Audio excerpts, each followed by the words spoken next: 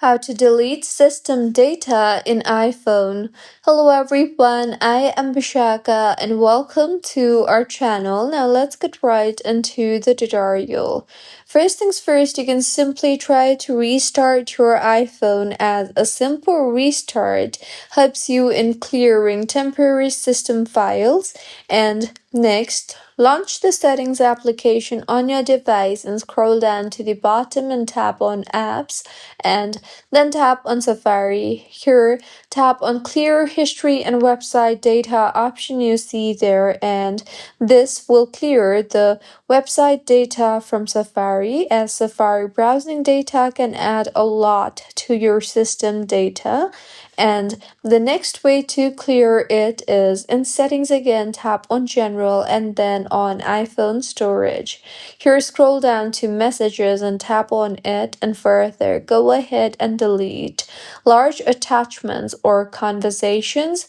Also, in iPhone Storage again, go ahead and remove unused apps, as apps create cached files that become part of system data. So delete apps that you don't use and reinstall them if needed.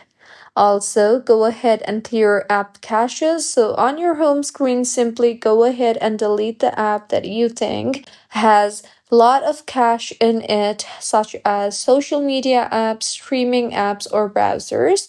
Once deleted, reinstall the app from your app store. Next, open Settings again and then tap on General and then on Software Update, and install the latest version of iOS, as sometimes a bug causes system data to grow abnormally. Now, if your iPhone still has system data in it, then in General again, tap on iPhone Storage and then tap on any of the app that you think has a lot of system data in it. Further, tap on the Offload App option and offload the app. Next, in Settings again, tap on General and then on Transfer or Reset iPhone, and then on Reset and then on Reset All Settings. Doing this will clear system caches without deleting personal data.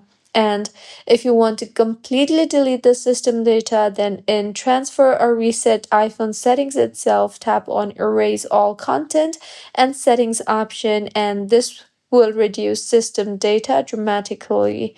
So these were a few ways on how you can remove system data in your iPhone. If you find this tutorial helpful, please like the video and do comment if you have any queries. Also, do subscribe to our channel for more helpful tutorials like this. See you on the next one.